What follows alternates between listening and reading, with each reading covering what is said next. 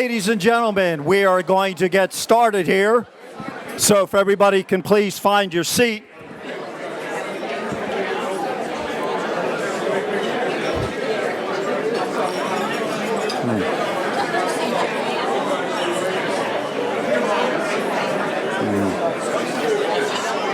All right, I just want to make sure everybody has a seat. Everybody's seated. It looks like we're good.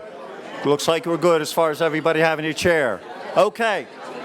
Good evening, ladies and gentlemen. I'd like to welcome you to the 19th annual Coatesville High School Sports Hall of Fame, the induction ceremony, or as it's become known, the Coatesville Family Sports Reunion.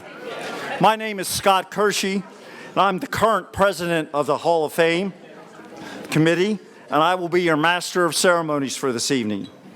We begin our evening tonight with a tradition we started several years ago, and that is a procession of our inductees escorted by a member of our Hall of Fame committee. So we're going to get started with that. And let me get my notes here. First of all, we are recognizing the 1994 girls basketball team state champions. Escorted tonight, members, representatives of that team are escorted by Francis Washington. We have head coach Renee Talley and her assistant coach Carol Wagner.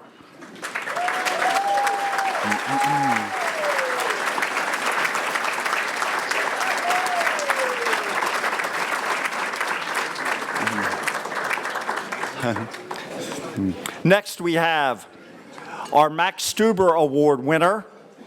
It's Jane Johnson, escorted always by the Stuber family, and tonight it's Tina Stuber escorting Jane.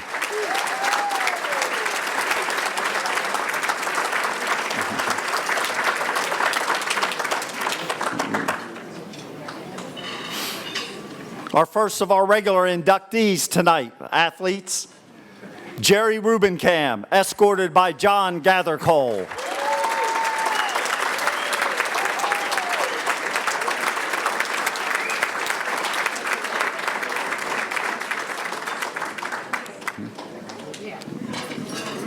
Our next inductee, Voncille Grove Gray, escorted by Ruth Martin.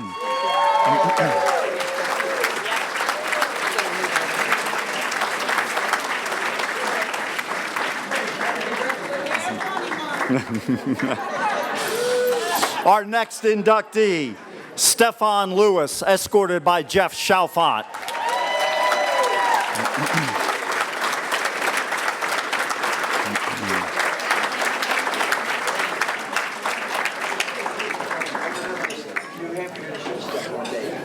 Next, we have Tynetta Turner-Ingraham, escorted by Terry Johnson Lynch.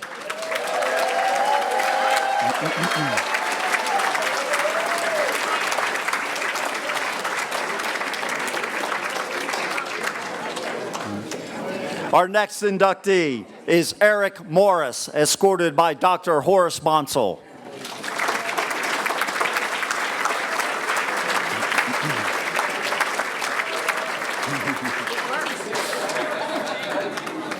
Our next inductee is David Ben, escorted by Dave Rohde.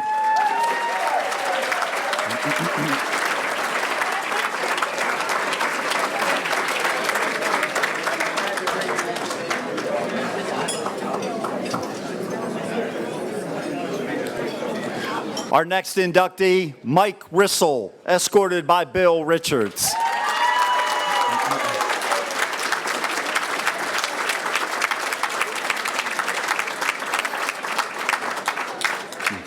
Our one senior inductee tonight, Ed Street, could not be here. He will be represented later on in the evening by Bob Coulter. So our next inductee is Kenya Woodall, escorted by Scott Shortledge.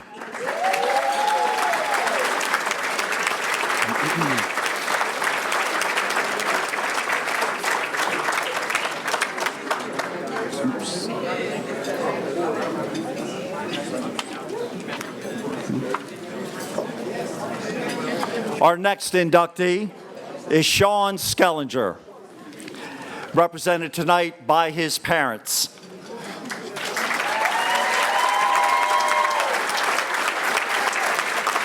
Sean being represented by his mother, Linda Schellenger, and his father, Mark Schellenger.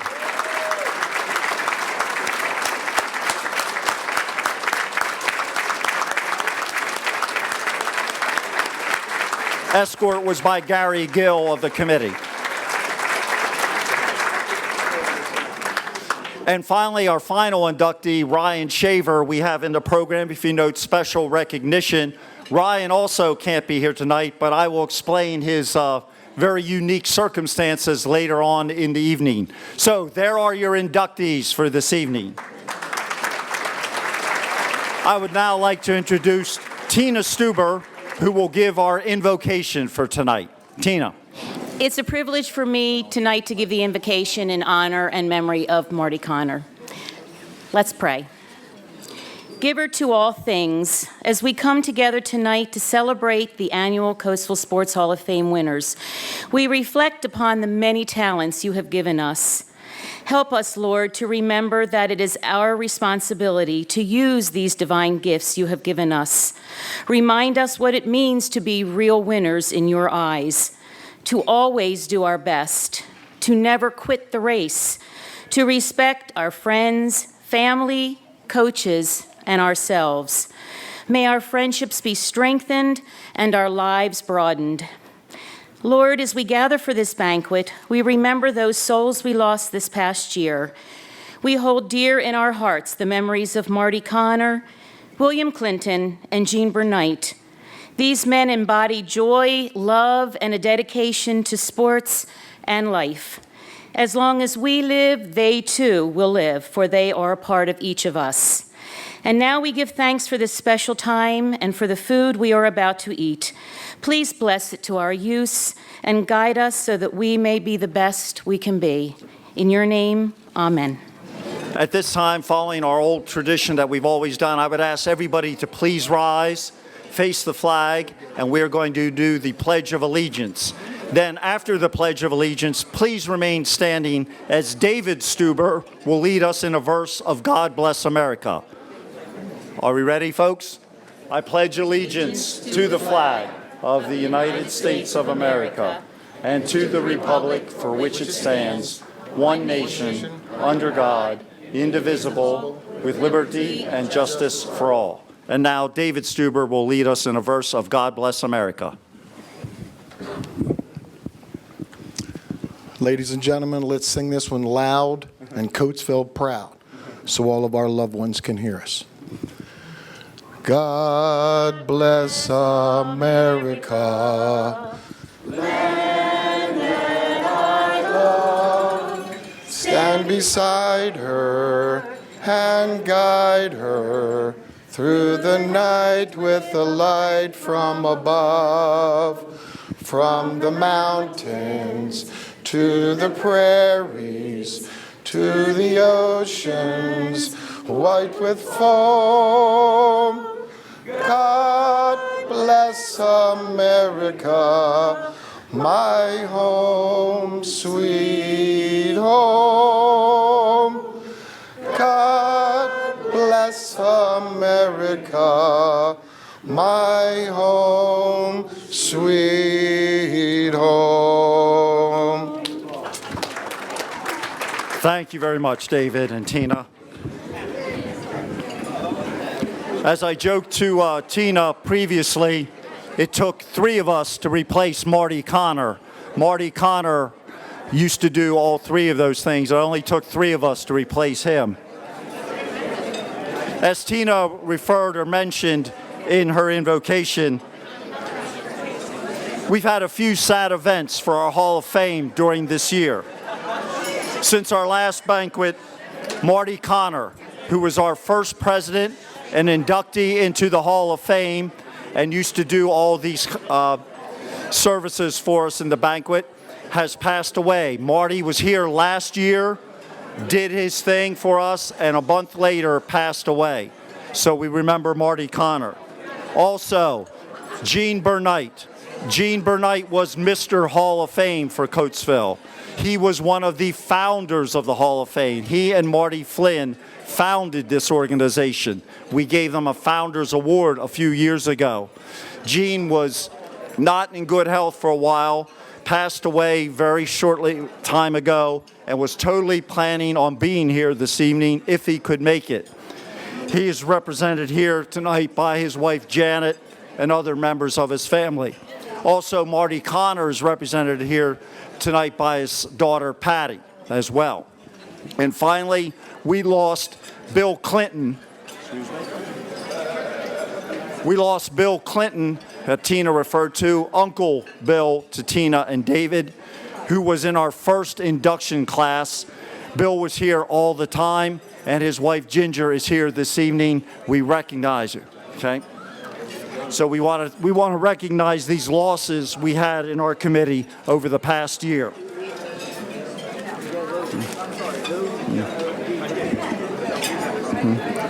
Now, we want to thank the Coatesville Country Club. They've become our home here with our banquet. They do a fine job. We want to thank Lori Lessick, and we want to thank Vince Forgione, the chef.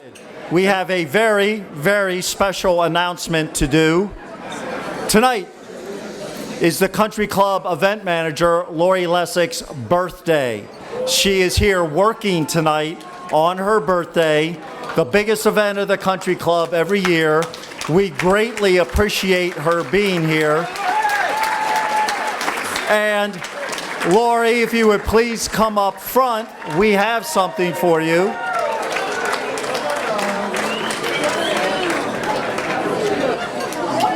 On behalf of the Hall of Fame, we have this bouquet of flowers for you. Thank you so much. And we are now all going to do happy birthday to Lori.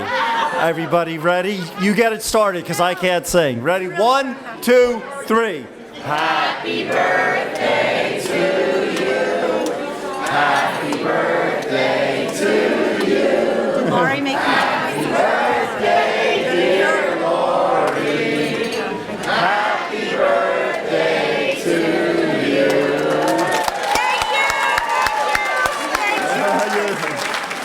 What a great job, huh? That they do here at the club, year after year for us, year after year.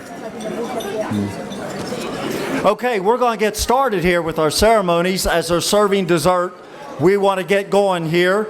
Our goal every year is to get us out of here by 9:30, so we're going to shoot to do that again this year.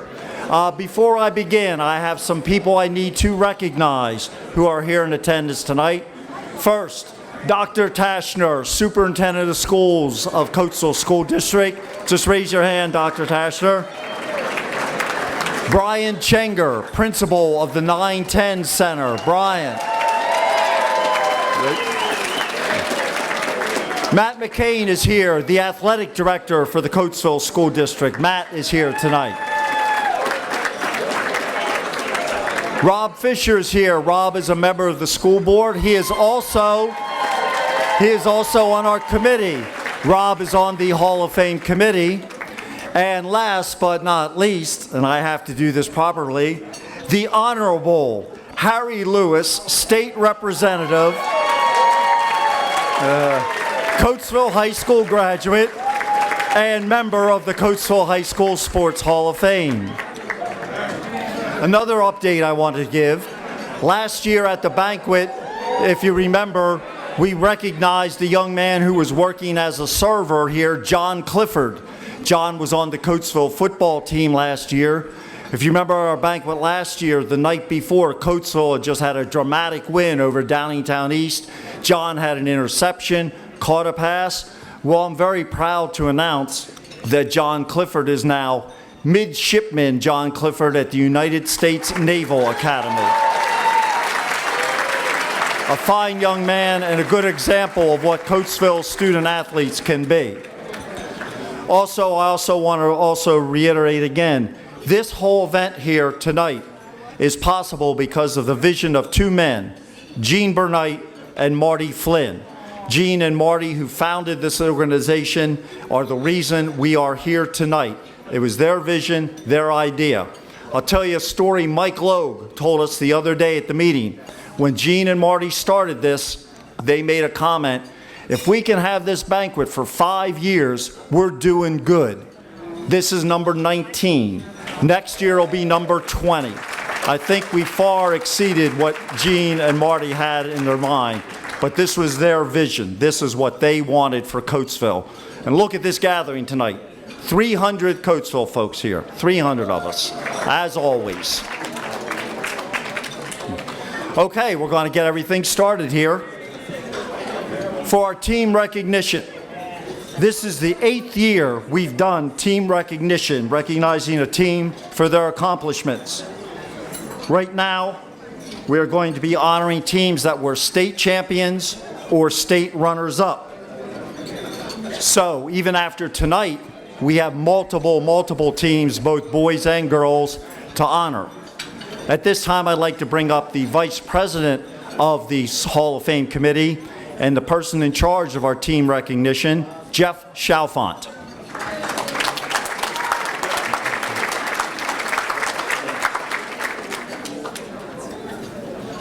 Thank you, Scott. Welcome, everyone. As Scott mentioned, this is the 8th year that we honor a team that did something special in the history of Coatesville. And before going any further, there's a memorabilia table in the very back of the room. If you get a chance, if you haven't already, please check it out before you leave this evening. There are some really great artifacts for that '94 state championship team. And one of which is a program we put together every year for the team we're honoring. Gary Gill does this, and every year he outdoes himself. It's really nice. There are plenty of them on the table. Grab one, take it home. It's good reading. Get down memory lane. At this time, would all team members and coaches from the '94 team please come forward?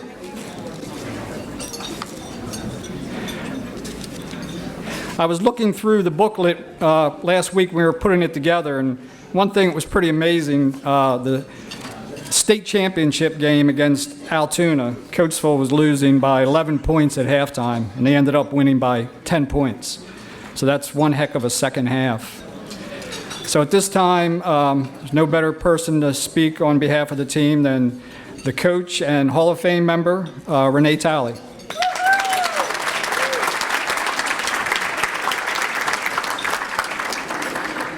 I was asked to give brief remarks. I will be brief. First of all, thank you to the committee for honoring us in this way. Many of you probably followed us that year. Maybe some of you did, maybe some of you didn't, but it was kind of like the pieces of the puzzle finally all just fell together. The star players did what they were supposed to do. The role players did what they were supposed to do. The coaches, most of them are here, we think we did what we were supposed to do. And I'm not sure everybody knows this, but in the 5 state championship games, we were behind at halftime in every game. And we were sitting in Altoona, well, we were playing Altoona up at Hershey, and we were down by 11 at halftime. And I can remember Altoona came out, hit a three-pointer, and I thought, oh, well, second place, that's not too bad. Joan asked me what happened the last 15 minutes of the game. It was all just a big blur. Lots of pressing, lots of steals, lots of baskets, and here I am. That's about as brief as I can be. I'll introduce the people that are up here. Carol Wagner, who is assistant coach.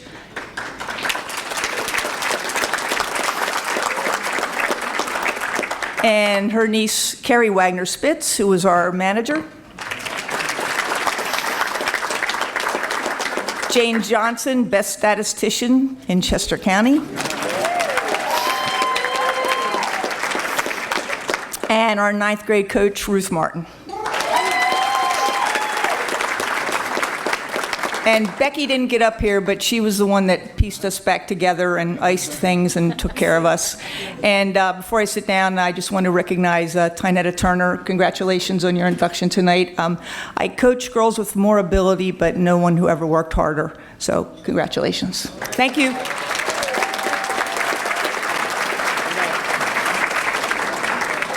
And I just want to go over again what Jeff said. Please check out the table in the back.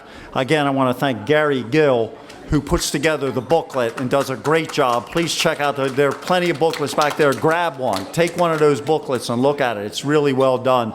We have all kinds of great stuff back there from that championship run. So make a point of getting back there and get yourself a booklet.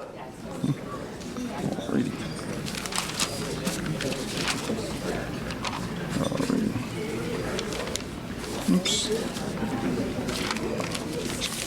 Sorry, I'm a little bit out of order here, but I'll get us going here.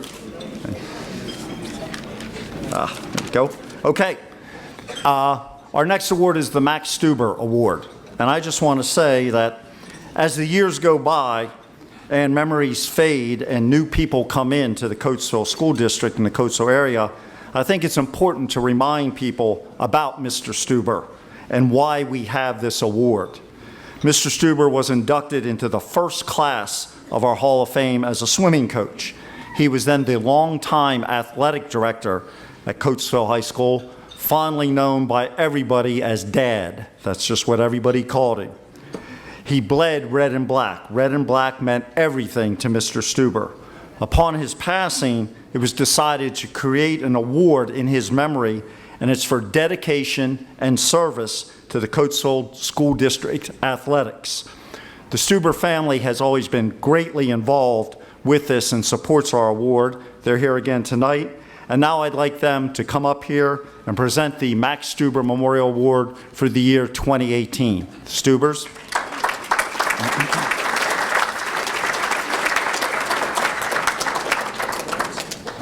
Good evening, ladies and gentlemen. What a wonderful evening. I look around and I see so many people who Dad worked with and loved very much. For those of you who might not know who Max Stuber was, he was a very simple man. He loved his God, he loved his country, he loved his wife, he loved his immediate family, and he loved his Coatesville family. I always remember Dad saying a few things to me every now and then. He would say, "Son, the proof is in the pudding." It took me a while to figure out what that one meant. He said, "An ounce of prevention is worth a pound of cure." I learned quickly what that one meant. And the last one was, he said, "Son, live every day as if it's your last." And the short story I'll share with you right now will illuminate that thought. Dad was 16 years old, and he's a swimmer. He's one of the best in the town, and in his high school years, he'd represent Coatesville and bring back gold for us. But back when they were 16 and 17, he, Guy Griswold, Reds Pauling, they would come up from town and they would swim in the reservoir not 800 yards from where we're all sitting right now. And I'm not sure who found the tunnel first, but somebody found a tunnel about 10 feet underwater, and it went about 15 or 20 feet, and then it came up on the other side about 3 foot from the surface. There were no water parks back then, so this was their best idea of one. Well, my Uncle Roby was always the first one down because he was the oldest. And Dad said I would wait about 10 or 15 seconds and then I would go down. He said, well, one day. Well, evidently, someone from the community had seen these boys swimming in the reservoir. Naturally concerned, they contacted the authorities, the municipalities. And back in 1929, there was no scuba diving gear. So there was no boarding up or stopping them from going in where they were going in. So what did they do? They put boards on the exit. They had no idea. So Dad said one day we all went up, and Uncle Roby was the first one down and waited about 10 or 15 seconds. And then he went down and he said how calmly Dad would always say things. He would say, son, when I ran into your Uncle Roby, I knew we had a problem.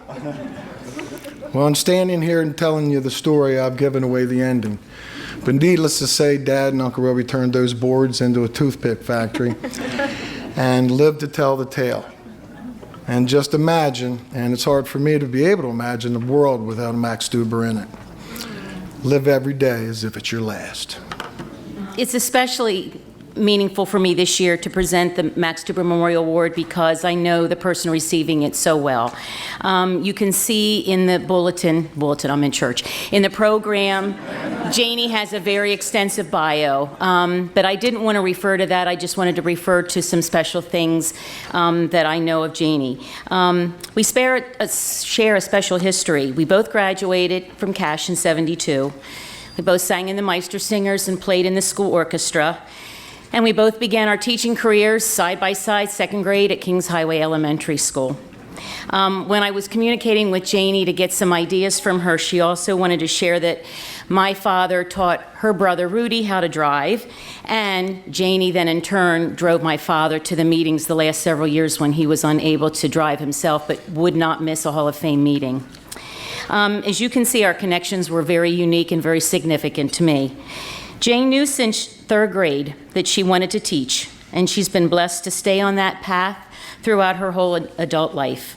Through her teaching, her coaching, her mentoring, she's guided and instructed students for over 40 years. She supported her students by attending their recitals, their sporting events, and their academic endeavors. Her influence has made a positive impact on their lives and the lives of their families and their friends. So it's a special occasion and a privilege for me tonight to present the Max Stuber Memorial Award to Jane Johnson, a classmate, a colleague, and a friend.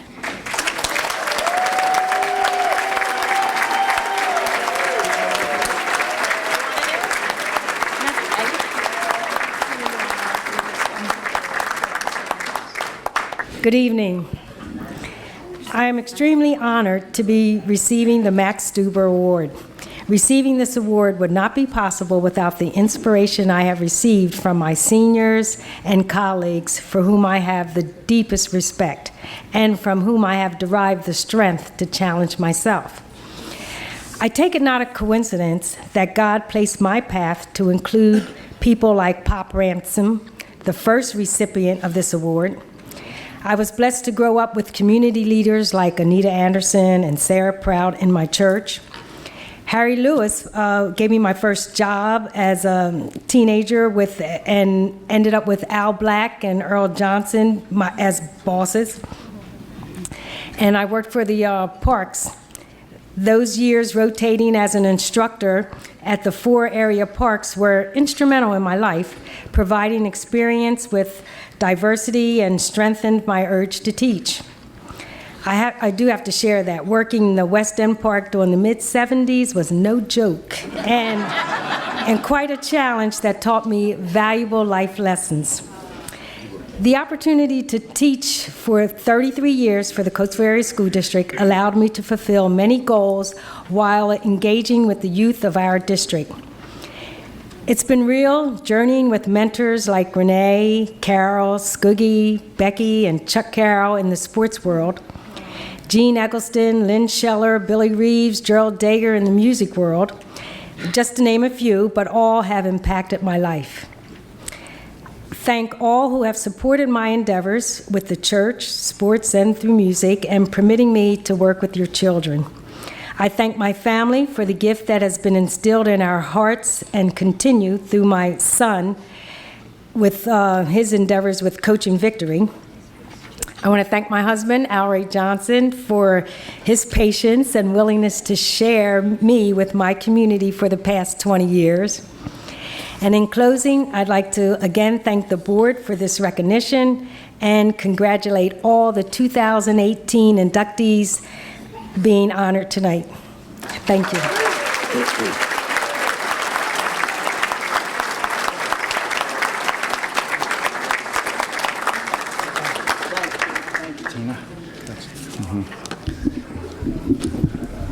Again, thanking the Stuber family for being involved with this. Jane is a member of our Hall of Fame committee. One thing I did not mention earlier when we did the team recognition, and I'm sorry about that, Mr. Lewis, but Bud got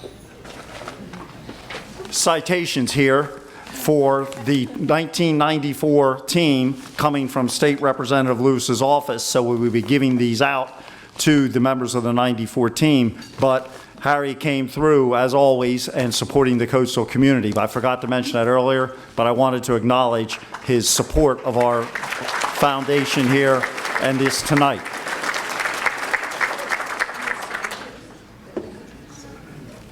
Okay, we're going to go on to our first of our inductees, and that is Jerry Rubincam for baseball from the class of 1971, known as Cuts to all of us here who have some association with him. The first thing I have to do, though, is I do have to apologize for an error in the program. If you look at your program up for Jerry, it says he was a member of that great Little League All-Star team. Well, he wasn't, and that's my fault. I put that in there. He was such a good player. All those guys were around his time. I made an assumption he just had to be on that All-Star team. Well, it turns out I was wrong, and he wasn't. But here's one thing. That crew of players all around that same time came on to be the core of some great Coatesville baseball teams that Jerry was a part of.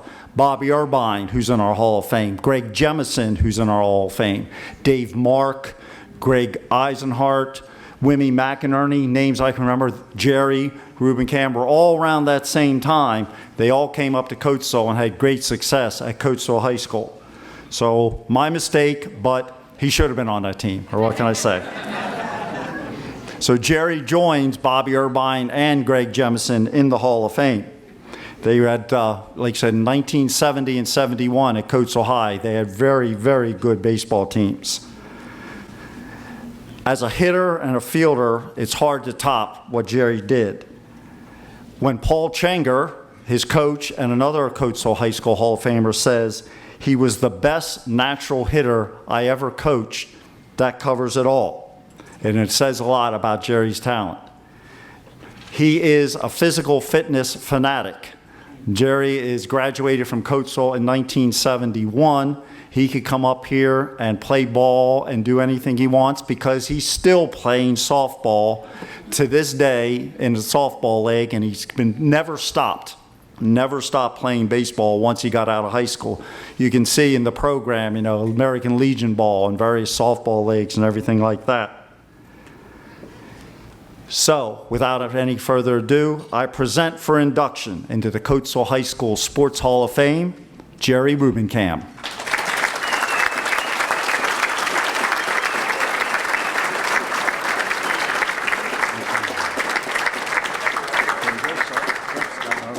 You're welcome. I want to thank this committee for this honor, and I really appreciate it. And I want to thank the following people. My mother and father for their love and support and never pressuring me at any time to play sports. My brothers Bob and Vince, who practiced with me and always had time for me. Bob is here tonight.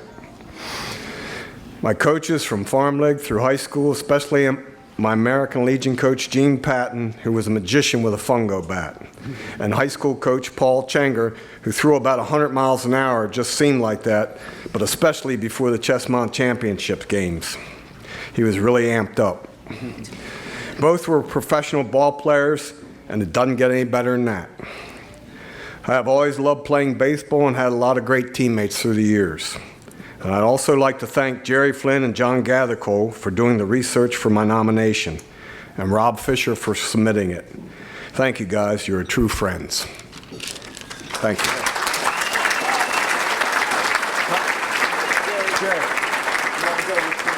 And as you can see in the program, Jerry played basketball Coatesville for my father, was on the varsity team for 2 years, and was on a Chessmont Championship basketball team. So he also was a fine basketball player. All right, we're going to move on to our next inductee, Voncille Grove. She's going in for track and field, specifically the shot put, and she's from the class of 1980. Now, in this case, we have where the children got into the Hall of Fame before the mom. But tonight, Voncille gets her due in this cause. Her daughters, Tavon and Kalina, are in the Hall of Fame. They were also track and field, shot putter, discus throwers. And her son, CJ, is one of the top running backs in the history of Coatesville football. But now the mom goes in. With her induction tonight, Voncille and the Grove family joins Coatesville Hall of Fame royalty. You have the Joes, the Lewises, the Promontes, and now the Grays, with their family members in the Hall of Fame. Voncille was the kind of athlete that coaches love to have because she showed constant improvement. From her sophomore year to her senior year, she just got better and better. Back-to-back Chessmont titles in the shot put, and when she left school, she was the record holder in the shot put at Coatesville.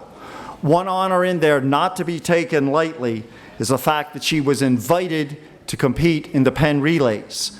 The Penn Relays are a big deal, and on the high school level, on the individual events, you have to be invited to go to the Penn Relays. And they look at athletes from all over the United States. Now, I know it says she finished 9th place at the Penn Relays. Do you realize how good that is? She was invited to go there, competed, and finished 9th at the Penn Relays her senior year. Quite an honor. So now, I present for induction into the Coatesville High School Sports Hall of Fame, Voncille Grove.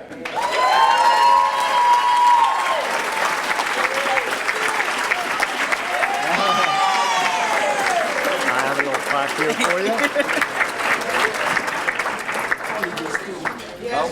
She needs to show up. I'm a midget too. Good evening, everyone. Okay, first of all, I would thank the Lord for this opportunity. Next, I want to thank the Hall of Fame committee for this nomination. I also would like to congratulate the rest of the inductees that are being honored tonight. Whew. Okay, I would like to thank my coaches, Coach Burns and Coach Hankins in the back, and Pop, who's not here today, for teaching me to love an event that I knew nothing about. Okay, it says, I remember the first day of track practice, wanting to do something but afraid to do everything. Coach Burns asked me if I wanted to run. I said, nah, I'm too fat for that. She didn't ask if I wanted the long jump. I replied, nah, I can't do that either. What? Okay. And she asked me if I wanted the long jump. I said, nah, not that either. And then she says, you want the high jump? I said, I'm too short for that. I can't do hardly anything. So she said, I got just the thing for you. And she took me to the throwing coach. And that was one of the best days of my life because they taught me to love a sport that I didn't know anything about or didn't really think about throwing. But, and it says, I use track, this is for some of the kids that's not in here, as a way to get out of doing my chores on Saturday. Yes, indeed. Because I realized track was one of those events that went away every Saturday. And I'm like, oh, I don't have to do any housework. Yay! So that was one of my favorite parts. And then the fact that I met a lot of friends that are lifelong friends today. And I want to thank my children and my grandchildren, who's some of my greatest accomplishments over here. And my 4 children, 3 of which are in the Hall of Fame. Inductees. Last but not least, I would like to thank my mom for moving from the big city of New York to this little old town of Coatesville. She always supported me and encouraged me to do my best. And for everyone else, you can always do your best. Thank you very much. Voncille, you want to go with Grove?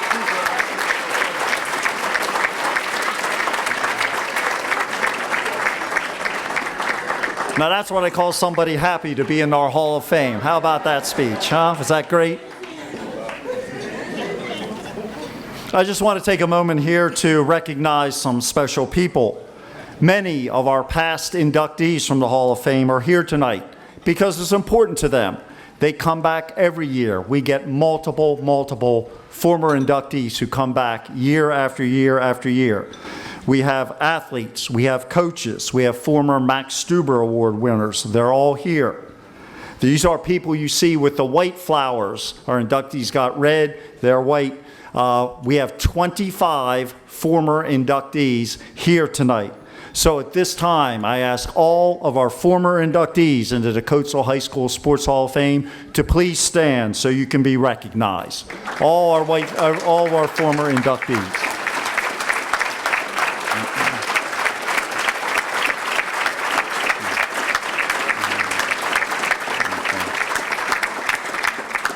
quite a group when you see them there. And like I said, they come back year after year after year. We'll always like to give an update each year on the status of the number of members of our Hall of Fame. So here we go. Not counting tonight, these inductees from tonight, we have 116 male athletes in the Hall of Fame. We have 42 female athletes. We have 18 coaches, 5 women and 13 men. 10 tonight, no, excuse me, this wasn't 10. This is number 11. 10 Max Stuber Award winners and 4 people who received what we call special awards: Marty Flynn, Gene Bernight, Bill Null, and Doc Lee. They will receive special Hall of Fame recognition. So we have a total of 190 Hall of Famers, not counting tonight's. So that's where we stand as a Hall of Fame.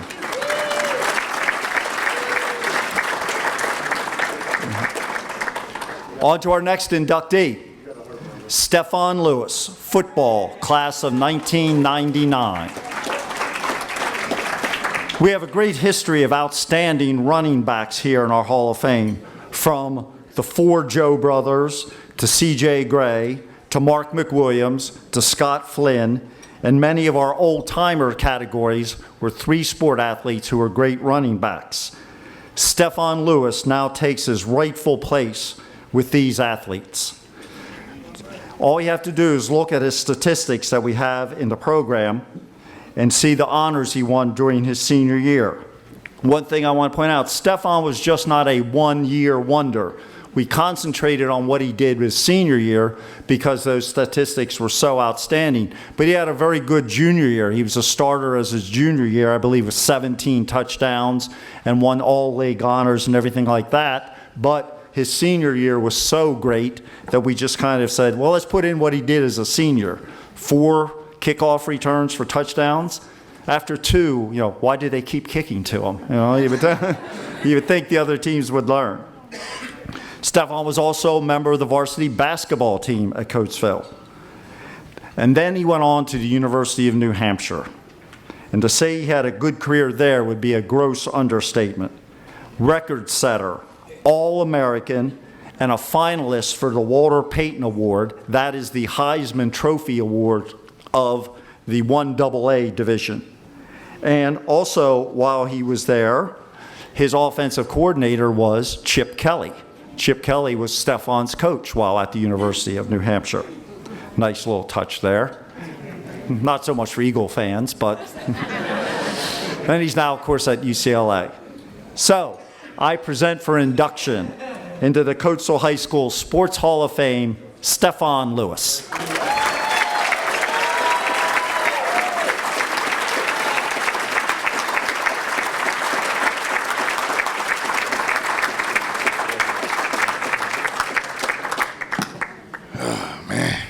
Gee.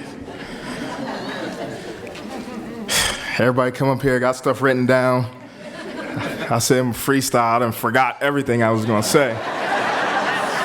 But it's all good. I want to congratulate all the inductees. Thank the committee for inducting me. Definitely a blessing. Appreciate it. Give you a little history of when I started playing football. Was back 6 years old. My mom signed me up for Coatesville Midget League. And I think it was more to get me out of her hair at the house. She went to Hussey and said, can you just put him on the team so he can stop getting on my nerves at home? And I was 6. I was younger than a lot of the other guys, so he wouldn't put me in the game. So I was on the sideline trying to keep busy, putting grass in people's helmet, all that type of stuff. So, he like, well, we got to do something. He disruptive on the sideline.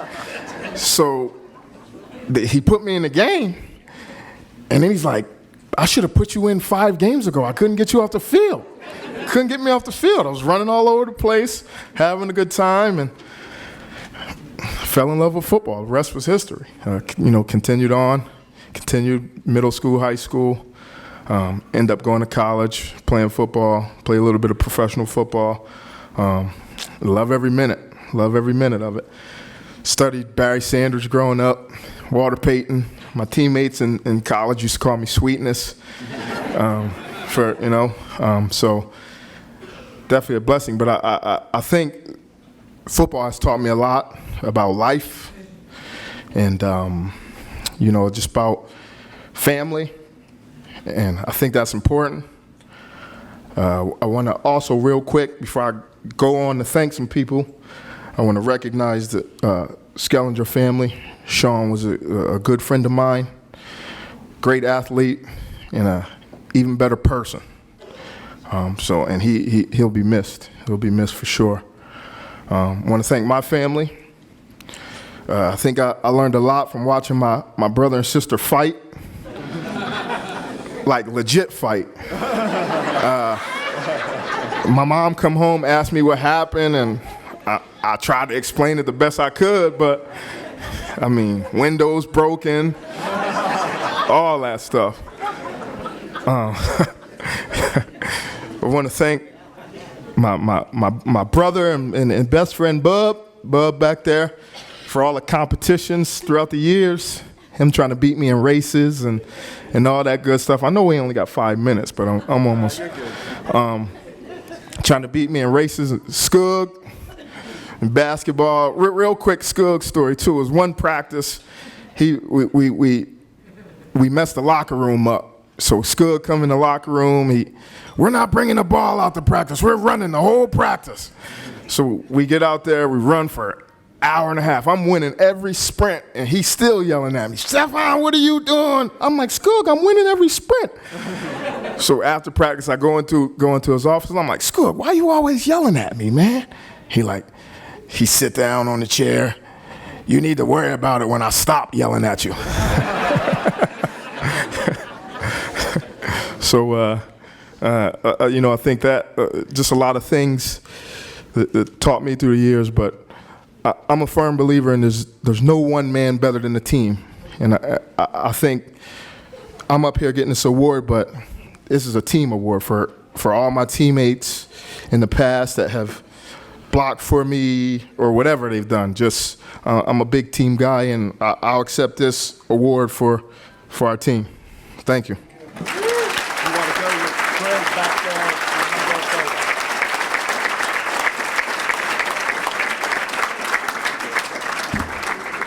Stephan, don't feel bad. Skug yells at everybody, so he still does. I tell him about you and Nate Caputo taping me to the locker down at Scott in the locker room, which he did when I was like 6 years old. Never forgave him for it. My best friend, Skug. All right. Sorry about I went informal, took off the jacket, but I always like to show off my Red Raider red shirt and black tie, One time a year I get to wear my red and black like this, okay? So it's fine. All right, we move on to our next inductee, Tynetta Turner-Ingraham, basketball, class of 1992. An absolute force on the inside, Tynetta scored, rebounded, and played good defense as she dominated the paint for the Lady Raiders as a 3-year starter. She played for Hall of Fame coach Renee Talley. Tynetta set the example for the future Lady Raiders who would win the state title in 1994, 2 years after she left. She was also a great leader in the classroom as well. Please note that 3.9 GPA we have in the program for her. Like many of our inductees tonight, and if you look through the program and you see, she went on to have a great career in college, playing at Seton Hall University, earning a full athletic scholarship. And she has passed those basketball skills on to her son, Tariq, who I saw play last year, a very fine player in his own right. He plays at Monsignor Bonner, and if you get a chance to see him play, go see him play. The mom has passed on the genes to the son. Son's a little bit bigger than mom. Tariq's about 6'8", so. Yeah, I think Tynetta was better, but Tariq's bigger, so But he's a good player, comes from the mom. Mom was a great player. Unfortunately, when Tynetta was a Coatesville, if you guys remember your basketball history, she ran into the Tina and Tora teams from Downingtown. Tina Nicholson and Tora Stuber were at Downingtown when Tynetta was at Coatesville. Hard to beat those teams.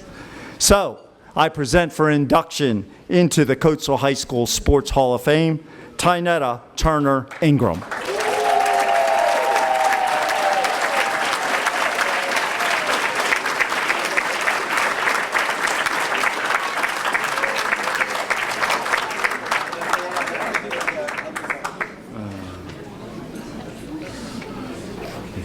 There's your plaque. Whew. First of all, I would like to thank the committee for inducting me. This is high honor. I am truly honored and I am blessed. I also like to thank everyone who supported me during that time and who support me now. I'd like to thank Coach Talley for believing in me, Coach Smith, Coach Carroll for harassing me. I also like to thank Coach Ford, may you rest in peace, for helping develop me. And also my family who is here today for coming tonight. My parents who supported me all the way through, still support me now. The family that's here to support me tonight, who also see my son play, and I thank you all for that. I'd like to congratulate all the inductees here tonight, and I'd also like to thank my heartbeat for keeping me pushing. Thank you. Go with Greg DePedro back there for a photo.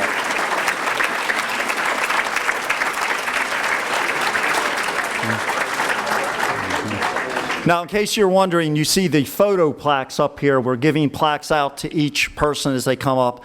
The photo plaques are the ones that will go up in the high school on the wall. They're the permanent display plaques. So if you're wondering why aren't the inductees getting those plaques, those are the ones that will go on the high school's permanent display.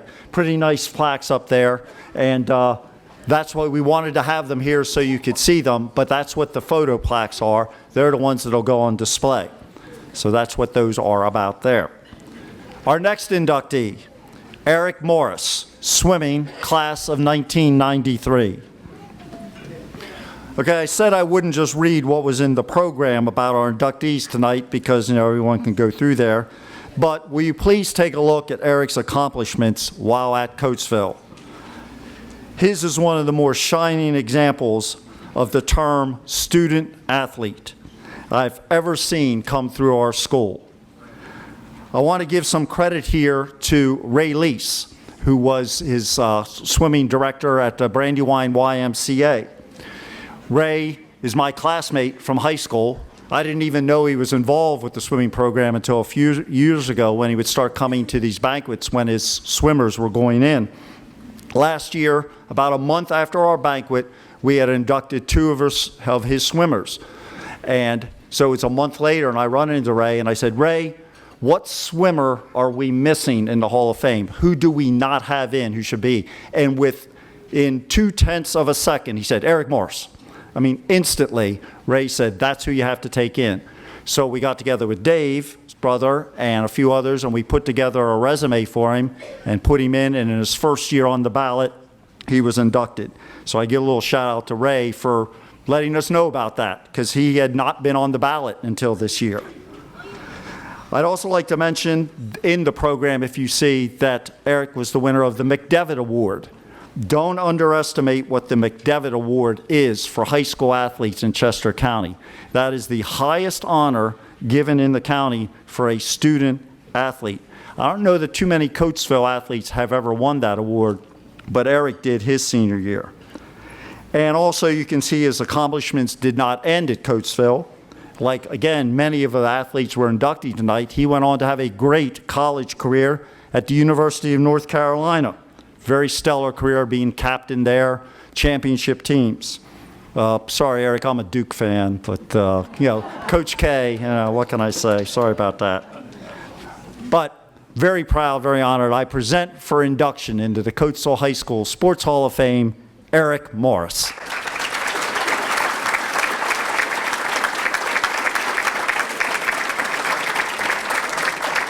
Congratulations.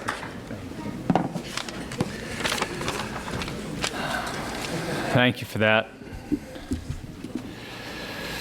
I first want to start by thanking the Hall of Fame. This is really a great honor to be honored with not only the athletes that are being inducted tonight, but also the many amazing athletes that have been inducted over time. Really a humbling honor to be a part of that. As I reflected on my swimming career, and I'm certainly proud of the accomplishments. I worked hard for them, but for me, it's the relationships that have come from swimming and have come from this local community that have meant so much to me. My father always says to me, "Never forget your roots, son." Well, my roots are Coatesville, and my roots are swimming. I grew up across the parking lot swimming in the pool here at the country club. I met my wife there, Erik Morris, who I love dearly. We have 2 kids, 2 wonderful kids. The Brennigers, the Morrises, and so many other families that grew up around here as swimmers and then ultimately swam at the high school. It's a terrific place to grow up, terrific thing to be a part of. My mom said to me when I was 5 years old, I was leaving a practice here at the club, and I said, "Mom, I don't really like swimming. I don't want to do it anymore." And she said, "You're a Morris, and you don't quit. You're going to finish out the season, you made a commitment to your team, and if you don't like it at the end of that, then you don't have to swim anymore." Well, I think we've all probably benefited from Mother's intuition over the years, and perhaps it's 40 years later that this is the culmination of that conversation, but she was certainly a lot smarter than I was. And my dad, who spent hundreds and hundreds of hours at swim practices and at meets, conversations, we all know we can't accomplish anything without help, and he was the biggest part of my swimming career. I could not have done it without him. On to high school, as a 9th and 10th grader, having the chance to swim. Some of my best memories are with getting to swim with 17 and 18-year-old kids, competing with them. One of my earliest memories of riding a bus to a swim meet at a Norristown swim meet, probably hearing jokes on the bus that I probably shouldn't be hearing as a 14-year-old kid. But it was that camaraderie and competition, being a part of the Coatesville sports community really meant a lot. And even outside of swimming, I played other sports. I played soccer and tennis. And as a 10th grader, I was fortunate enough to have a Hall of Fame coach coaching me in Jim Scoogie Smith. It wasn't basketball for him, it wasn't swimming for me, but we both brought that same determination and hard work. And I learned so much from him, and he was a great influence on me. And as I got older and became one of the older kids on the swimming team, I was really blessed with some great younger teammates. A couple Hall of Famers in Charlie Bach and Brian McGinley were freshmen when I was a junior, and we swam together for 2 years. And along with Greg Young, we developed a really tight, great core swim team that had a lot of success.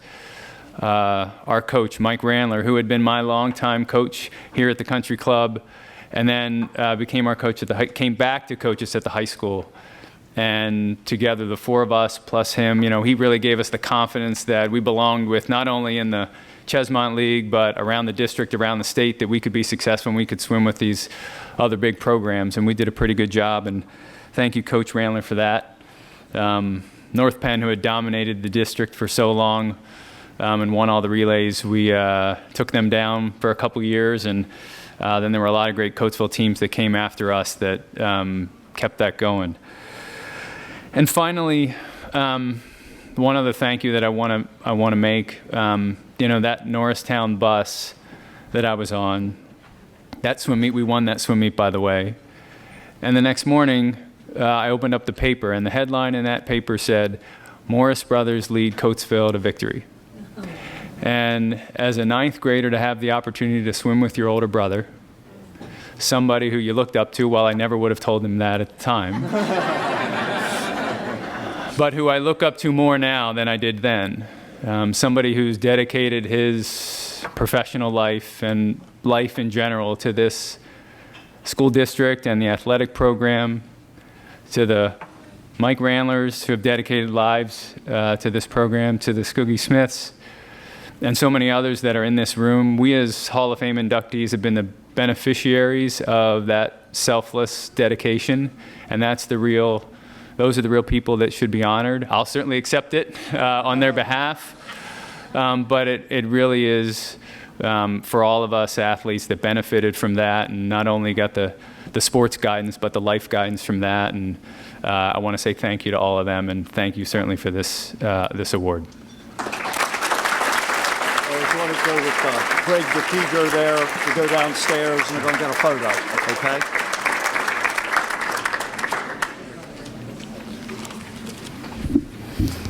Erik is very right about his brother Dave. I get to work with Dave a few times a year. He comes up, he does whatever's needed. Sometimes people might not know I announce the football games at Coatesville. I miss an occasional game. Dave fills in with me for me. Last week, our scoreboard operator, the game clock, couldn't be there. Dave fills in for him.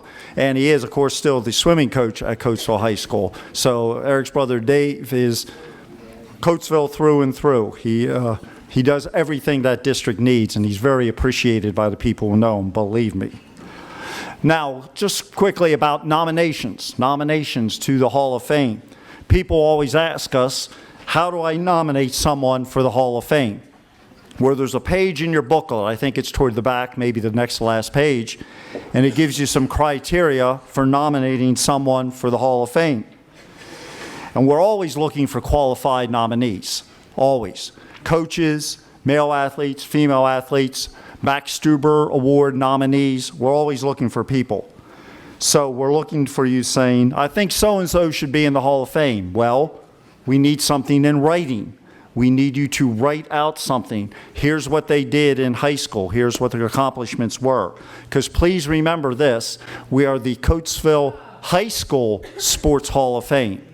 So we just want to really concentrate on what someone did while they were at Coatesville. We do get the occasional nomination. Someone turns someone in. I think I mentioned this before. Oh, my grandfather was a great player in the City Twilight League. Or so-and-so really tore it up in the YMCA basketball league. Or we had someone turn in a resume for someone who was a great equestrian. Well, Coatesville doesn't have an equestrian team, so it's hard for us to do that. Many of us are in this room know Joe Nagy, great bowler, everything into Chester County, but we didn't have a bowling team at Coatesville. So please consider that. If you have somebody you wish to nominate for the Coatesville High Sports Hall of Fame, remember that's what it is, the Coatesville High, so we need concentration on their accomplishments while at Coatesville. If you put something in writing, their accomplishments, there are 30 members of the Hall of Fame committee. We live all over the area. Just turn it in to someone on the committee, and we'll be appreciative. We're looking for them all the time. So just to consider, if you think there's someone that should be in the Hall of Fame, there's a way you can nominate them. It just doesn't come from the committee. We look for people in the community to give us their input. So just consider that if you're thinking of somebody. Moving on. Next, we move on to a new category we created this year called the Seniors category. This was created basically for athletes we knew were kind of getting missed and passed by, particularly great athletes from the 60s and 70s and some other decades going forward that might be overlooked. You must have graduated 50 years or more to be eligible for the senior category, so that will change year after year. Each year, more people will be eligible to be inducted into the senior category. And what was happening is each year, younger athletes, more familiar to us, were coming up to be nominated, and they were going into the Hall of Fame. And we just felt, we're overlooking some really good athletes, and we need to recognize them. So we created the senior category, 50 years or more out of school, and that will continue on. Some years there might be 2, 3 people. There's a possibility other years there may be nobody inducted in the senior category, but we wanted to be able to recognize them. So our first inductee this year in our brand new seniors category is Mike Rissell, football, class of 1964. Mike is the perfect example of why this category was created. A fine player. His name had been on the ballot for many years, but he had just simply been passed by. Other people had gotten more votes. And I'd also like to mention, too, Mike, that one of your true champions and supporters on our Hall of Fame committee was Bill Richards. Bill Richards really supported Mike in this category and everything. He was Mike's escort tonight, and he was your real champion of getting you this award tonight. Bill is one of our Hall of Fame committee members and a past winner of the Max Stuber Award. Like the other inductees tonight, Mike went on to have a very successful career in college at the University of Buffalo. And one final thought, again, not going over what's just straight in the program, you can all check on that, but when the Pottstown Mercury in 1987 picked their all-time Chesmont football team up to that point, that was 35 years, the Chesmont League had been in existence for 35 years, and they selected Mike Rissell to their all-time Chesmont team for an offensive lineman in football. That tells you what you need to know about how good a player he was in high school. First team all-Chesmont offense and defense, fine career at the University of Buffalo, and the all-time team selected by the Pottstown Mercury. So I present for induction into the Coatesville High School Sports Hall of Fame our first recipient in our seniors category, Mike Rissell.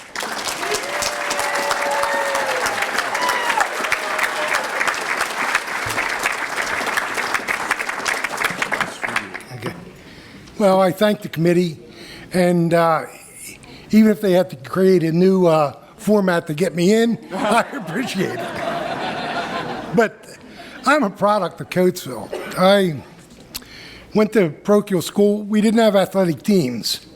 There was a big gentleman with red hair called Irvine that would come down at lunchtime and take what kids wanted to out on the macadam basketball or parking lot at the church where there was baskets, and we played basketball. I mean, we never had organized sports teams. And just to go on, I went, junior high, and, I wound up playing soccer. I didn't know what the soccer ball was in my life. But I wound up, I could kick the ball and it could go far. I couldn't be, not very accurate. But, and then I went out for basketball because there was a basket in the driveway and I could shoot foul shots. I thought that meant I was a basketball player. Well, when I found out that you have to dribble the ball on a hardwood floor and people try to take it from you, I was no longer a basketball player. I don't think Ross would have let me make the team anyway. Though I was a teammate of a guy named Skoogie Smith. And he was great until it came to getting on and off buses because he always missed a step, would slide down and hurt his back. And it, give guys like us, Ernie, where's Ernie? Ernie Perella. He's a big Coatesville person. Him and I were the 62nd men. We sat on the bench until the clock got down to 60 seconds. And old Dan Scringy would pat us on the ass and say, "Go get them, boys." I started, I know I'm in this for football, but some of the stories, but that's what happens when you get somebody over 50 years with a microphone in front of them. They kind of forget what they're doing. Anyway, we go to play Boyertown, and Dan says, "You're going to start this game." I said, "What? Christ, I can't go through the three-man weave to get to the basket and warm up." He says, "Don't worry about any of that stuff. They have this guy, and he's number 55. And he says, you'll know him when you see him. He's big, and we don't have anybody to stop him from getting to the basket." He says, "You got 5 fouls. Keep him away from the basket." So I played my first basketball game as a starter for about 4 minutes. And then I went and I sat next to Ernie. But Ernie got in at the end, but I couldn't go back in. Anyway, even funnier than that is my career with football. Never played football, Coatesville midget football, that was an in-town sport. We were out-of-town kids. We just ran around in the backyards pretending we didn't know what we were doing. Well, I go out for football and get my physical. We report to Scott Field, and they're giving out uniforms. And I'm looking at this stuff. Yeah, what's this? I was the kid that had the belt, didn't have to hook the belt onto the pants, had the thigh pads in backwards so they were pointing where they shouldn't have been. Shoulder pads, I had them crisscrossed and locked on. Jersey, helmet, didn't have a strap. And old Bob Bowman walked out and he'd blow the whistle and he'd go like that, 5 laps around the field. Well, I'd start running. And imagine running like that. You're holding your pants up. You're showing. And all these superstars from North Brandywine are quitting. They're not making it to 5 laps. Well, on lap 2.5, I said, if they're quitting, I'm quitting. Yeah, I mean, they're superstars. I'm nothing. So I come around the corner. You couldn't quit till you got to the locker room, where a coach was waiting to take your uniform. As I get around the corner and coming down the straightaway to the locker room, I'm thinking, I'm going to go in. Just then, my dad walks through the stadium door. Where are you going? I said, back out there.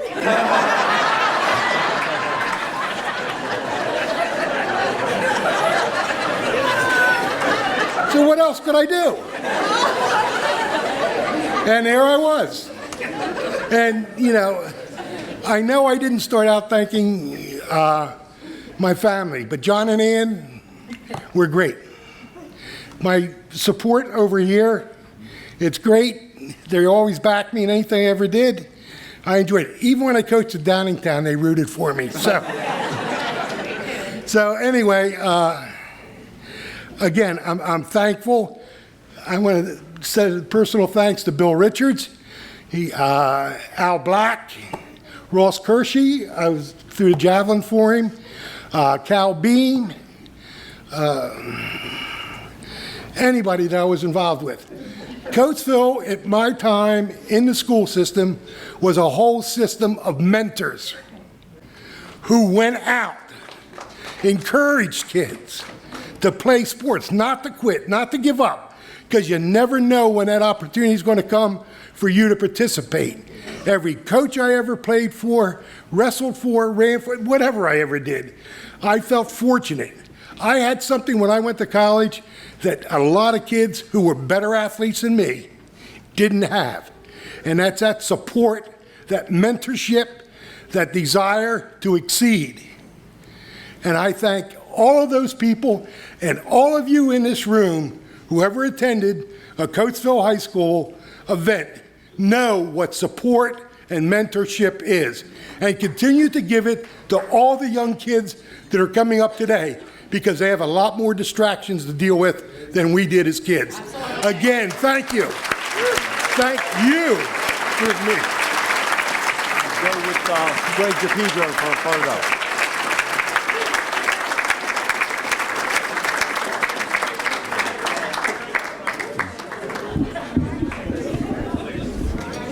How good was that by Mike, huh? What a good speech that was.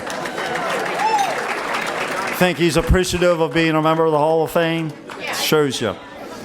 Our next senior category person is Ed Street, baseball, class of 1968.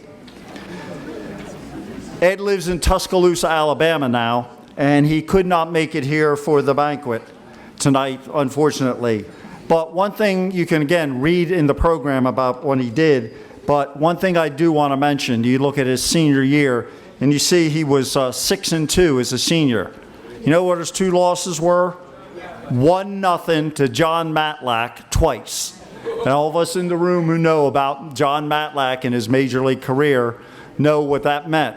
Matlack beat him twice, 1-0. I was at one of the games. The only reason Coatesville lost is because the left fielder lost the ball in the sun and it literally hit him in the face, and Henderson scored a run, and that was it. They'd still be pitching 0-0.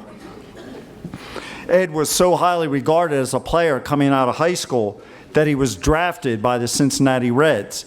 And that was back in the days when there were only 20 major league teams, not 30 like there are today.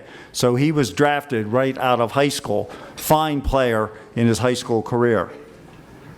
So, since Ed can't be here tonight, accepting on his behalf, as someone who knows him and played baseball with him, Bob Coulter from our Hall of Fame committee will accept for Ed.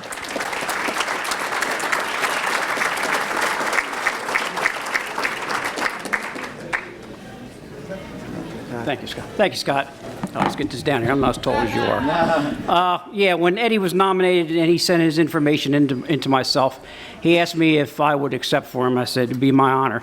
I knew Eddie growing up. We were neighbors, and I did get the opportunity to play with him. I was a sophomore when he was a senior. I was up on the varsity for one game. Other than that, it was JV. So after JVs, I did get a chance to see Eddie play. He played with good ties. He played with Zig. He played with Danny Ohar. He played with a lot of guys from Coatesville. Eddie developed, once John Matlack was out of the way, Eddie developed into probably one of the premier left-handers in the area. If you were anybody that's familiar with Coatesville baseball, you remember Eddie had one thing. As he's growing up and pitching, Eddie had a hitch in his windup, and he did a very good job of hiding the ball so you couldn't see it. It was sort of unorthodox, but there's one thing. When Eddie was pitching, you did not dig in. So Eddie lives in Tuscaloosa. Let's just hope he didn't become an Alabama fan. So on Eddie, if you're going to watch this tonight, or not tonight, but on videotape, I accept this award in your honor. Thank you very much. On behalf of Ed. Well, we got up here. You want to take that? Okay.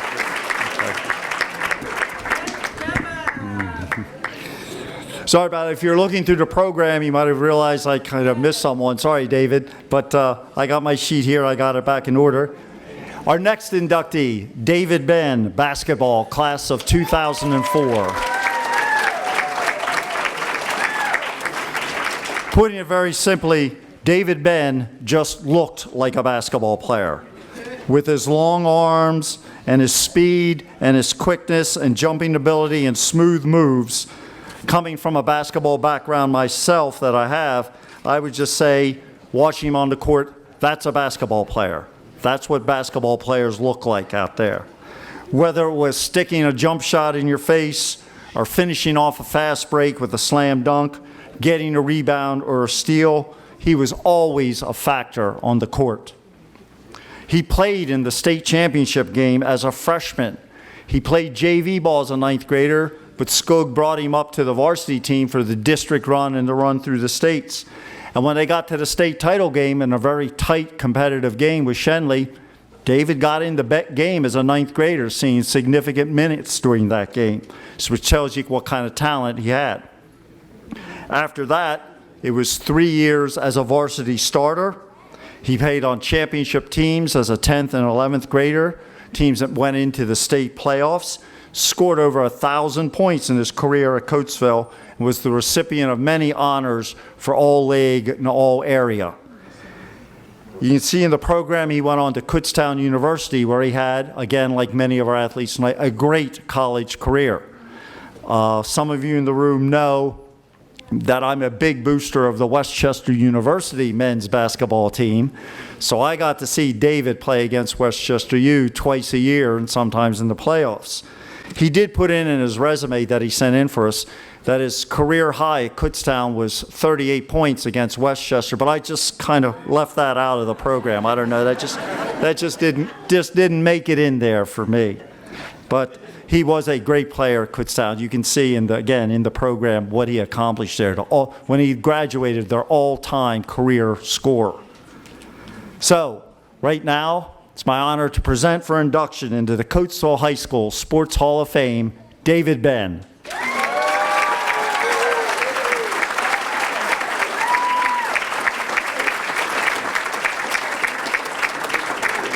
Very good, sir. Congratulations. Whew. Good evening, everyone. I first want to give all the glory and honor to my Lord and Savior, because without him, none of this would be possible.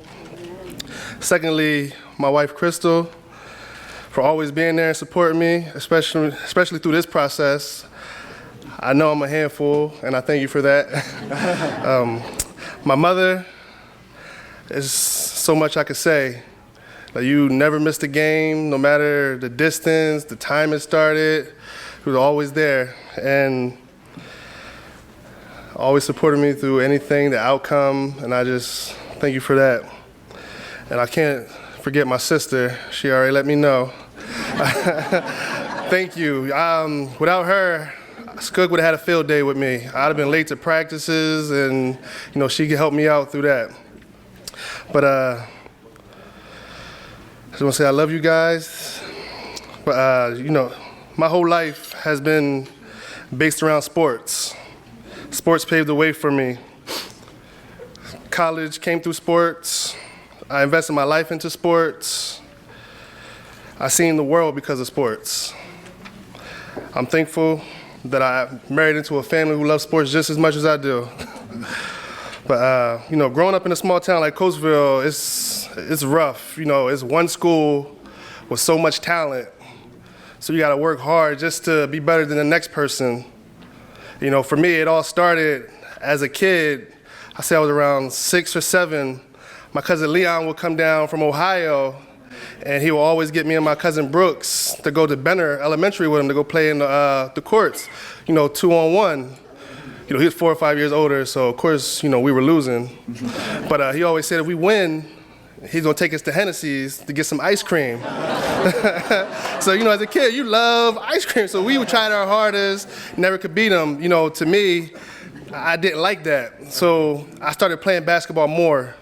I started playing in leagues as, that's going around Coatesville, Westchester, or just playing, instead of playing Nintendo and Sega, I'm going out to the basketball courts and playing. And so the next time he came, I remember clearly, we were playing, my cousin Brooks passed me the ball, I finished, we won. We celebrating, yeah. Next thing we looked up, my cousin Leon halfway down the alley running. So needless to say, we ain't get our ice cream. But that just, made me just want to work harder each and every day. I was truly blessed to have the best coaches in Pennsylvania right there by my side. Coach Skug, he's a legend. If he can't get the best out of you, then no one's going to be able to. I appreciate him for that. We have Coach Hicks.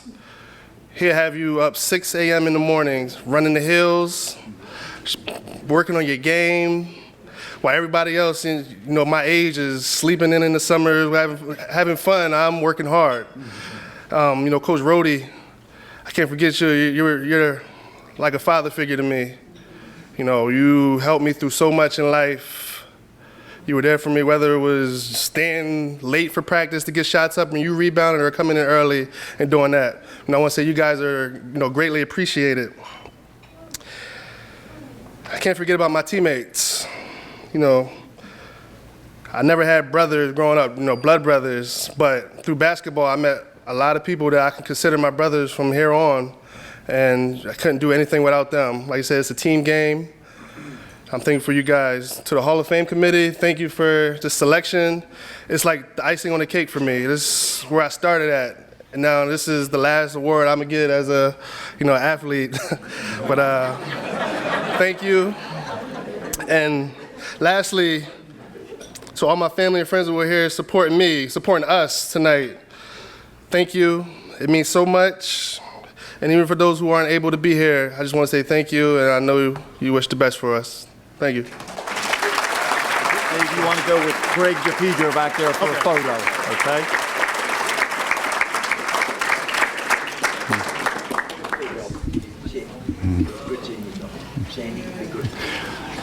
I just want to say something here. It's not my comments or off the cuff here, but how many times tonight have we heard someone mention Skuggy Smith, Skug Smith this? How many athletes have said that? Skug, stand up, please, please.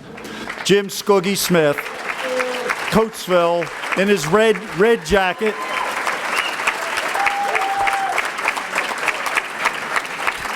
My friend, for a long time, I remember my dad being the varsity coach.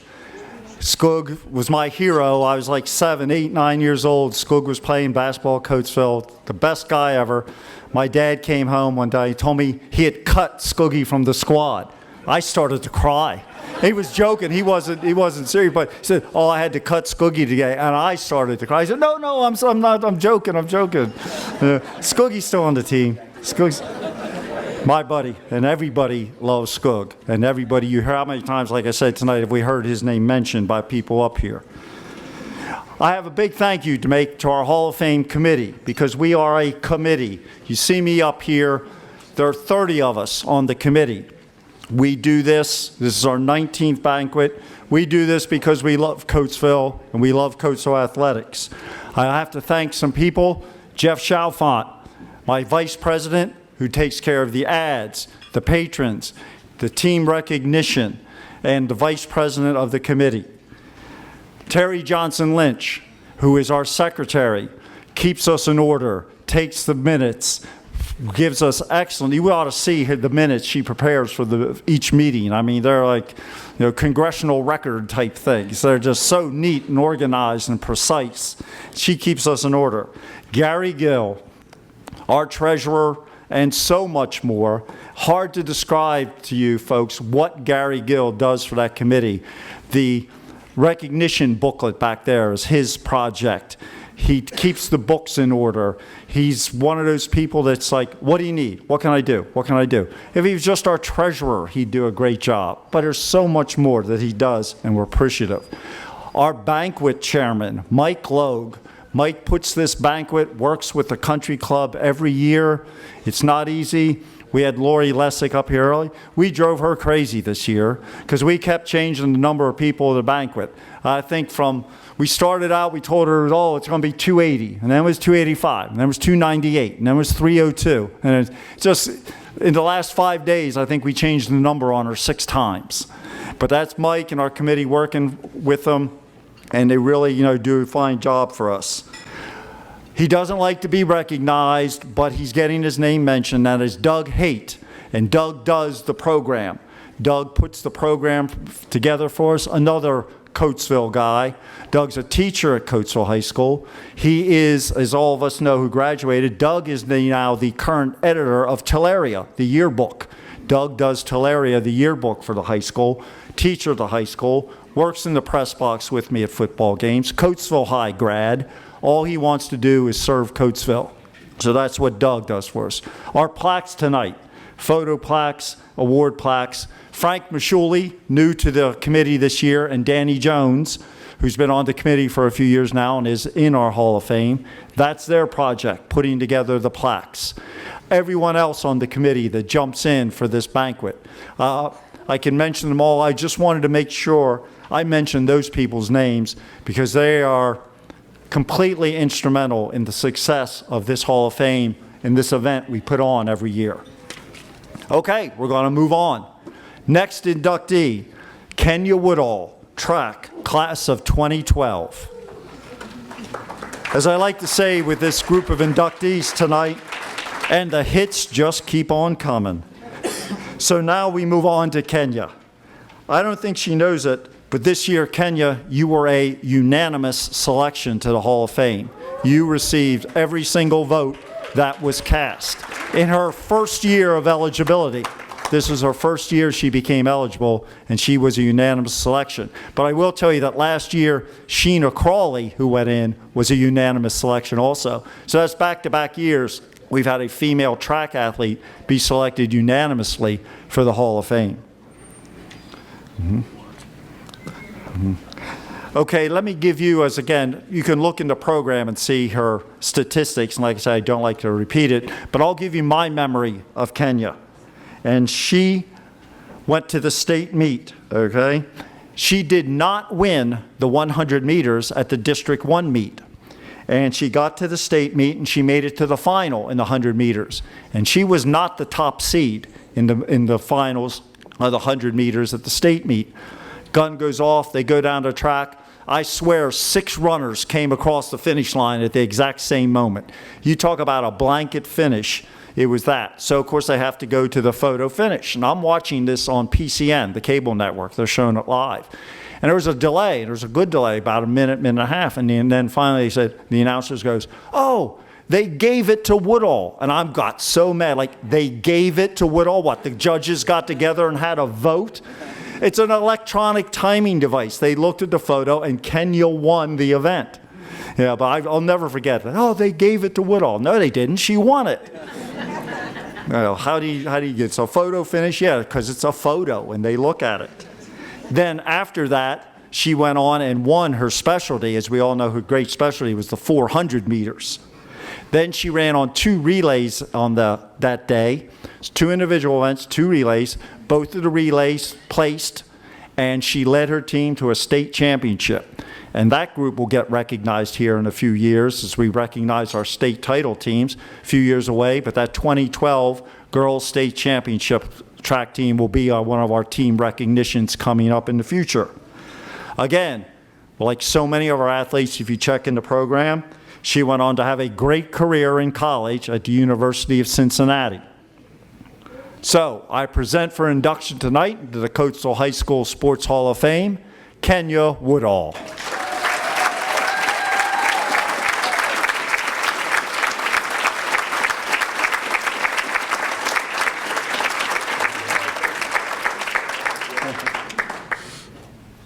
There you go.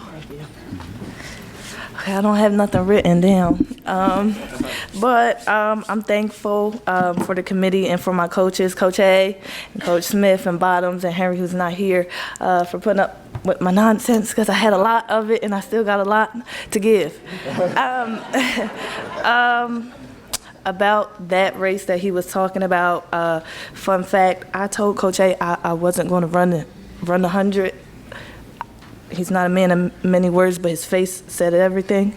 But I didn't have it in me to not run. I told him I was going to false start on purpose. I didn't have it in me because I didn't want Norristown girls to beat me. So I had to figure it out. And I won. I wasn't expecting to win. I just wanted to get points for my team, and I did. But about that whole experience, it was never about me. I never cared if I won or not. I just was worried about making my coach happy because I know that's what he wanted, a state title. So I wanted to give him that. And when we got it, I was happy because it was never about me. I always made it about him and my team. So thank you, everybody. Go with Greg DePiso, the guy who's going to get a photo, okay?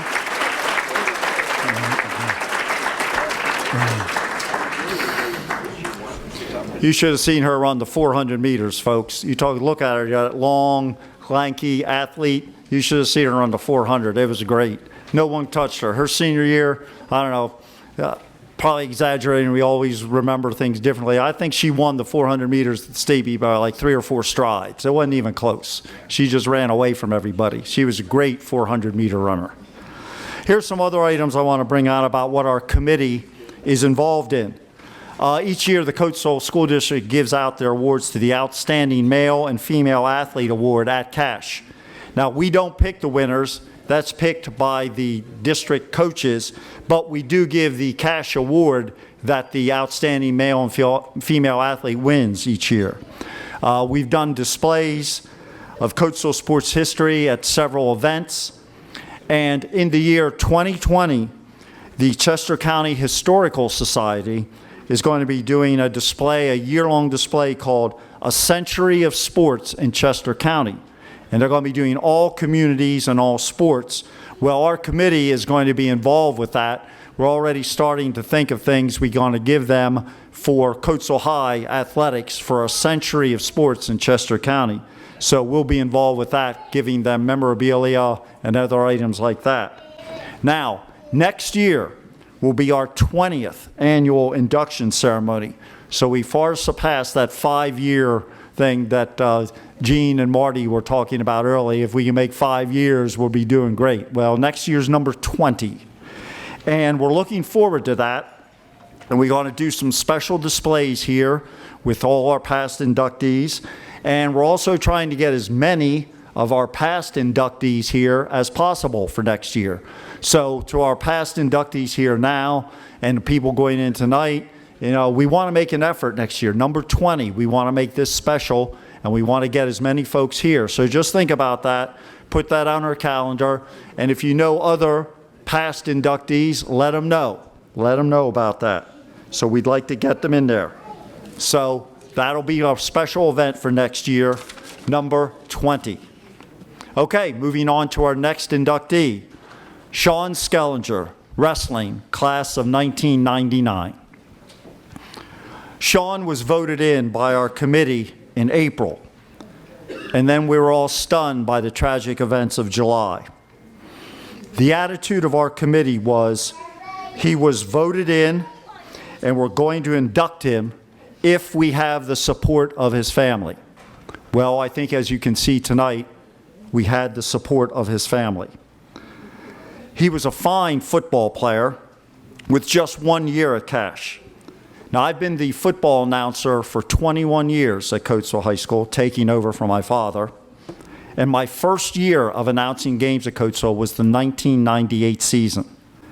So I got to announce Sean Schellenger giving the ball to Stephan Lewis all that year. Think how fun that was to see those two great athletes operating at the same time at Coatesville.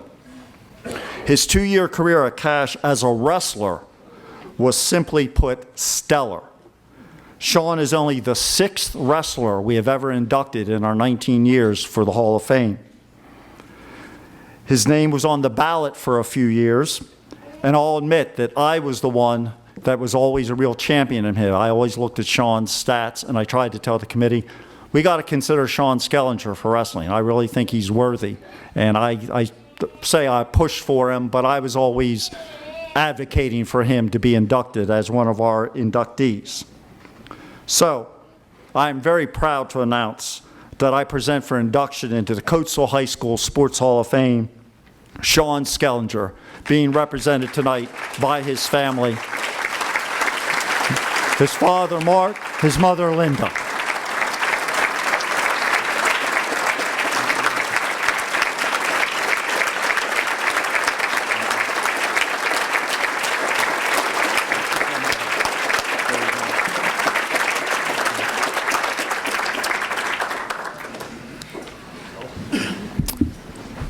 Thank you to the committee, Scott, Gary Gill, and Rob Fisher in particular, who I know were advocates.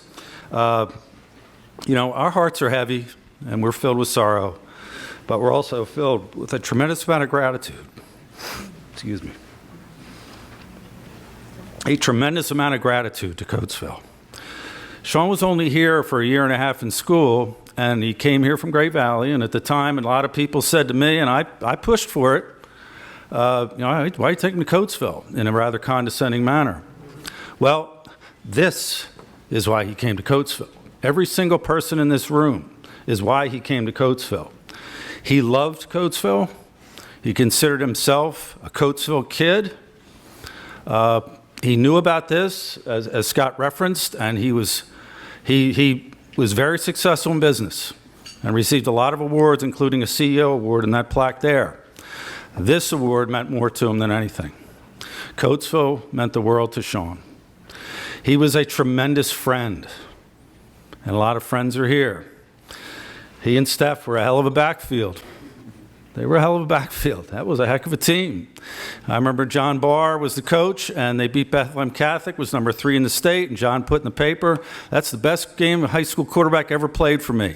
The next day, Dan Ellis's mom called him. However, John stuck to that quote. Coming to Coatesville was a great move. I think Sean's greatest impact was how he continued to do this as his friends and business mates are here and his family. He lifted people up around him. When he came to Coatesville, the wrestling program was on the ropes. He overcame poor coaching, me.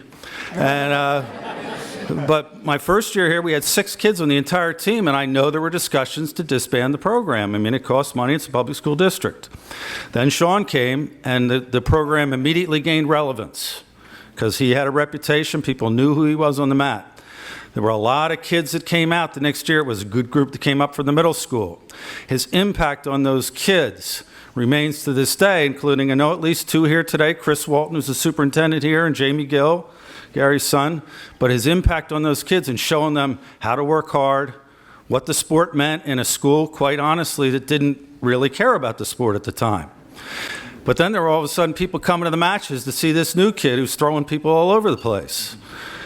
And he gave the sport relevance. And then we know, anybody who knows Coatesville Athletics knows that Coatesville Wrestling now is one of the top programs in District 1. And I'd selfishly like to think that Sean sort of began that, taking it from, it might be disbanded, to standing up there as a regional champion.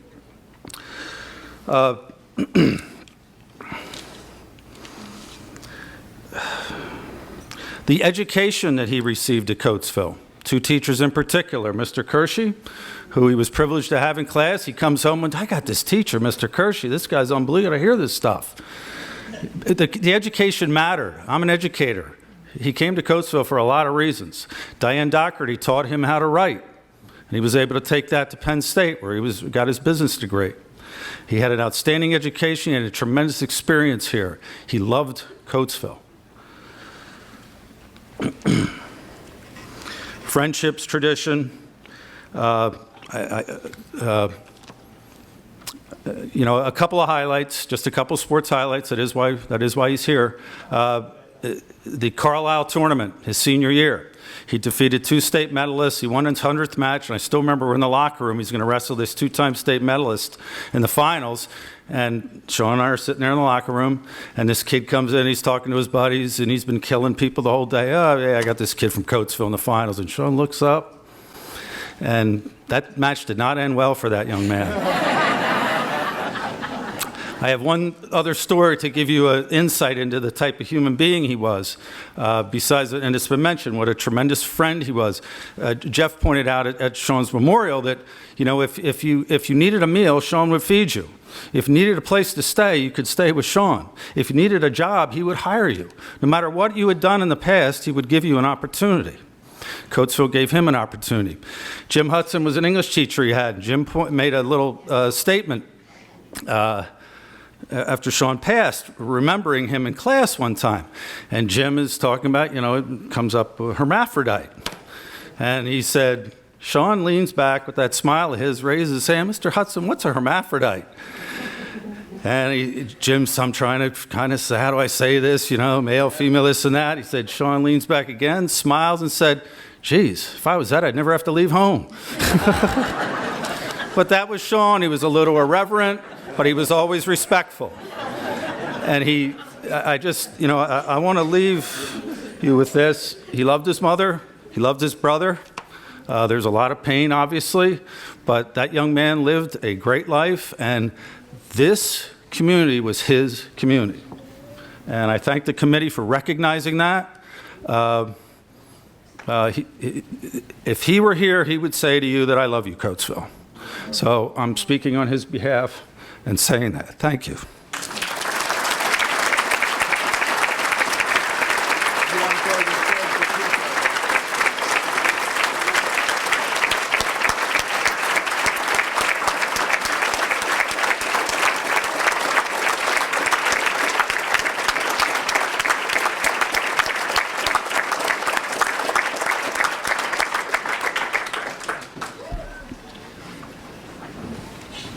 You want to tell me that athletics at Coatesville doesn't mean anything to people?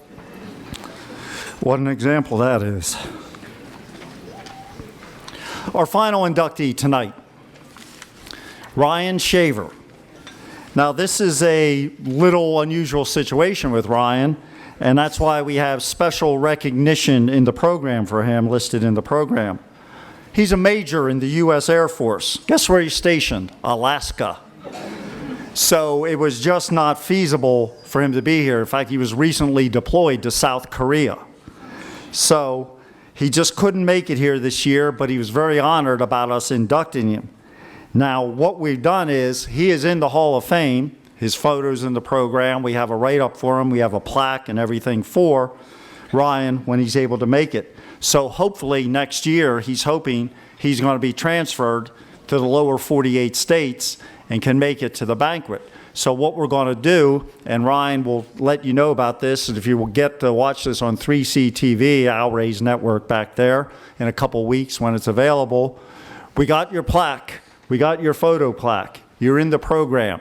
When you can make it here, we're going to honor you. And that's our attitude. So that's why we say Ryan Shaver's inducted into the Hall of Fame. It's a special recognition category. And when he's, as a member of the military, serving our country, we're not going to overlook him or bypass him. You're in the Hall of Fame, Ryan, and when you can make it here, we're going to honor you. So that's for Ryan Shaver, inductee into our Hall of Fame.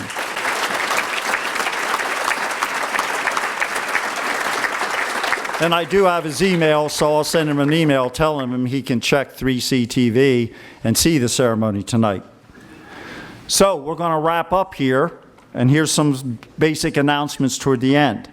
We'll be back at the country club again here next year. It'll be our 20th ceremony, and I want people to come, and we're going to make this special, number 20. You can always plan for this banquet. I don't want anybody to say, oh, I don't know when the banquet is. Yes, you do. It is the third Saturday of October, always. This is like the 18th year in a row. The banquet is on the third Saturday of October. So don't tell me you can't plan for it. Don't tell me you don't know when it is. Third Saturday of October. So next year, that means it'll be October 19th, year 2019, here at the Coatesville Country Club, 5 p.m., 300 people, hopefully, or more next year for the big event. Now, a few other things. Al Ray Johnson, Janie's husband, is back there. They're taping. This is 3C TV. This event will be archived. It'll be available, Al Ray says, in approximately 2 weeks, sir. In about 2 weeks, you can go on to 3ctvlive.com and watch the banquet that's been taped tonight. So that's going to be available. Okay. Also, this Friday, Al Ray runs another network. This Friday's football game between the 9-0 Coatesville Red Raiders and the 8-1 Downingtown East Cougars will be, will be on Al Ray's other network, ChestmontFootball.com. Right, Al Ray? ChestmontFootball.com. So if you can't make it to the game, but try and make it to the game, we'll be on ChestmontFootball.com. So you can watch that one live. Okay? Now, I need all inductees to come forward here for a group photo. We're going to do a group photo with all our inductees tonight. Also, important announcement, the bar in the back of the room will be open when we're done for maybe a half hour, 45 minutes after the ceremony's done. So go back and socialize and tell stories or tell lies or whatever you want to do. But go tell them how great you used to be. We're all great 30 years ago. Okay? So, inductees up front, bars open. Oh, yes. We also have, no, I'm sorry, I almost missed this. We have a special ceremony, a special event is going off. We're going to have something, folks can go out to the balcony and watch. We have a special, I don't know what to call it, light display or light show that we're going to do sort of in memory of Sean Schellenger. They're going to have a special event outside that'll be visible from the balcony. So that'll be also available. So I want to thank you for being here this evening, and we'll see you again next year for number 20.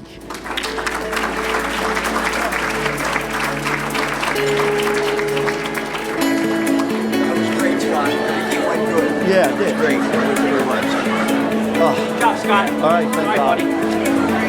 All right, Scott. Thank you for helping out tonight.